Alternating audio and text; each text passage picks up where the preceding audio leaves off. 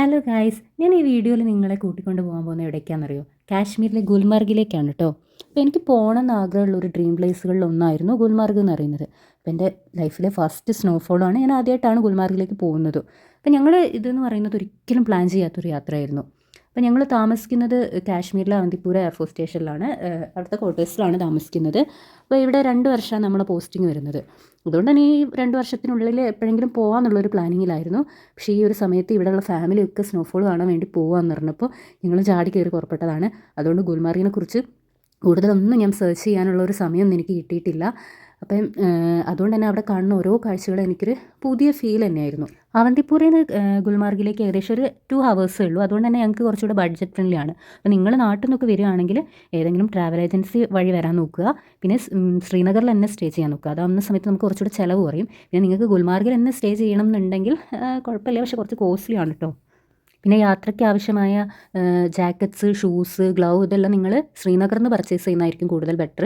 കാരണം നിങ്ങൾ സൺഡേ ആണ് വരുന്നതെങ്കിൽ അവിടെ സൺഡേ മാർക്കറ്റ് ഉണ്ടാവും. അപ്പോൾ അവിടെ നമുക്ക് അഫോർഡബിൾ ആയിട്ടുള്ള റേറ്റിൽ നല്ല ക്വാളിറ്റിയുള്ള സാധനങ്ങൾ കിട്ടും. പിന്നെ പേടിക്കേണ്ട ആവശ്യമൊന്നുമില്ല. ഗുൽമാർഗിൽ എത്തിയാൽ അവിടെ നമുക്ക് റെൻറ്റിന് സാധനങ്ങൾ കിട്ടും.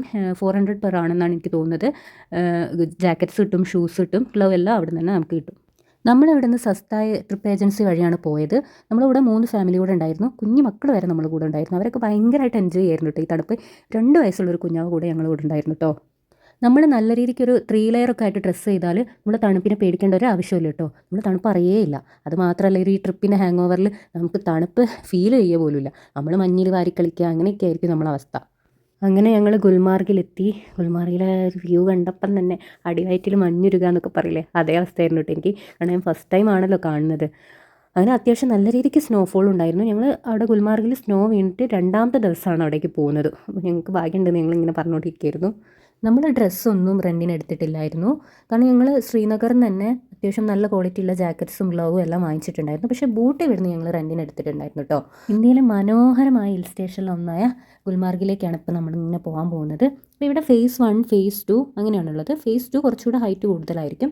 അപ്പോൾ ഫേസ് 1ലേക്ക് നമുക്ക് പോകണമെങ്കിൽ നമ്മൾ കേബിൾ കാർ വഴിയാണ് പോകുന്നത്. അതായത് ഗൊണ്ടോള വഴിയാണ് പോകുന്നത്. അത്യാവശ്യം നല്ല ക്യൂ ഉണ്ടായിരുന്നു. പിന്നെ നമ്മൾ ഓൺലൈനിൽ ബുക്ക് ചെയ്യാൻ എപ്പോഴും ശ്രമിക്കുക. അതാവുന്ന സമയത്ത് നമുക്ക് വലിയ തിരക്ക് അങ്ങോട്ട് പിടിക്കില്ല. അല്ലാണ്ട് ഇവിടെ വന്ന് ചെയ്യുന്ന സമയത്ത് കുറച്ചുകൂടെ നിങ്ങൾ സമയം വെറുതെ വേസ്റ്റ് ആവും. അതിങ്ങനെ ഗൊണ്ടോള ഇങ്ങനെ വന്നുകൊണ്ടിരിക്കുന്നുണ്ട്. അപ്പോൾ അതിൽ കയറാനുള്ളൊരു എക്സൈറ്റ്മെൻറ്റിലായിരുന്നു ഞാൻ. അങ്ങനെ ഞങ്ങൾ ഗൊണ്ടോളയിൽ കയറി. ഗൊണ്ടോളയിൽ നിന്ന് കാണുന്ന വ്യൂ എന്ന് പറഞ്ഞാൽ ശരിക്കും പറഞ്ഞാൽ നമ്മൾ ഹൃദയത്തിൽ പതിഞ്ഞു പോകുന്നൊരു വ്യൂ എന്നൊക്കെ പറയില്ല. നമുക്കൊരിക്കലും മറക്കാൻ പറ്റാത്തൊരു വ്യൂ ആയിരുന്നു. നമ്മുടെ കൂടെ ഒരു ഗൈഡും കൂടെ ഉണ്ടായിരുന്നു കേട്ടോ. നമുക്ക് വേണമെങ്കിൽ അവിടെ നിന്ന് ഒരു ഗൈഡിന് 700 രൂപ കൊടുത്താൽ നമുക്കൊരു ഗൈഡിനെ കിട്ടും. പക്ഷേ നമ്മളെ കൂടെയുള്ള ഗൈഡ് നമുക്കൊന്നും തന്നെ പറഞ്ഞു തന്നിട്ടില്ല കേട്ടോ ഈ സ്ഥലത്തെക്കുറിച്ച്. അയാൾ ഞങ്ങളുടെ കൂടെ കയറിയിരുന്നു എന്നല്ലാണ്ട് പിന്നെ ഞങ്ങൾക്ക് കുറച്ച് ഫോട്ടോസ് എടുത്തു വന്നു. അങ്ങനെ ഞങ്ങൾ ഫേസ് 1ലെത്തി. നല്ല രീതിയിൽ സ്നോഫോൾ ഉണ്ടായിരുന്നു. പക്ഷേ ഈ സ്നോഫോളൊന്നും ഞങ്ങൾ അറിഞ്ഞില്ല. അത്രയ്ക്കും എക്സൈറ്റഡ് ആയിരുന്നു. ഇവിടെ നിന്നൊക്കെ ഫോട്ടോസ് എടുക്കണം എന്നൊക്കെയുള്ള കൺഫ്യൂഷനായിരുന്നു കേട്ടോ. ഇവിടെ നിന്നൊക്കെ വീഡിയോസ് എടുക്കണം. മൊത്തത്തിൽ കാണുമ്പോൾ ഭയങ്കര ഭംഗിയുണ്ടായിരുന്നു. പിന്നെ സാരി എടുത്ത റീൽസൊന്നും എടുക്കാൻ നിന്നില്ല. ഞങ്ങളിങ്ങനെ മഞ്ഞ് വാരിക്കളിക്കുക, മഞ്ഞ് എറിഞ്ഞ് കളിക്കുക അങ്ങനെയൊക്കെ ചെയ്തു. മഞ്ഞ് കണ്ടിട്ട് എന്ത് ചെയ്യണം എന്നുള്ള കൺഫ്യൂഷനിലായിരുന്നു കേട്ടോ.